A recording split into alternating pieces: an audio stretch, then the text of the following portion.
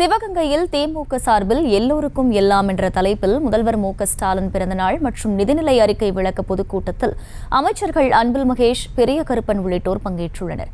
அதன் கூடுதல் விவரங்களை எமது செய்தியாளர் ஃபரூக் வழங்க கேட்கலாம். ஃபரூக், வணக்கம். முழு விவரங்கள் என்ன? வணக்கம். சிவகங்கை சண்முகராஜா கலையரங்கில் எல்லோருக்கும் எல்லாம் திராவிட மாடல் நாயகரின் பிறந்த நாள் மற்றும் நிதிநிலை அறிக்கை விளக்க பொதுக்கூட்டம் நடைபெற்று வருகின்றது.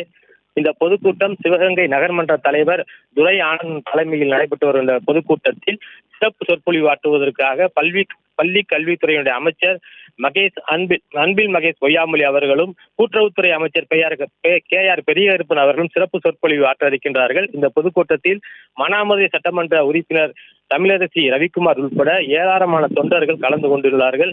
இப்பொழுது இந்த கூட்டம் தற்போது நடைபெற்று வருகிறது. இந்த கூட்டத்தில் தற்போது கூட்டுறவுத்துறை அமைச்சர் கே.ஆர். பெரியகருப்பன் அவர்கள் பேசி வருகின்றார்கள்.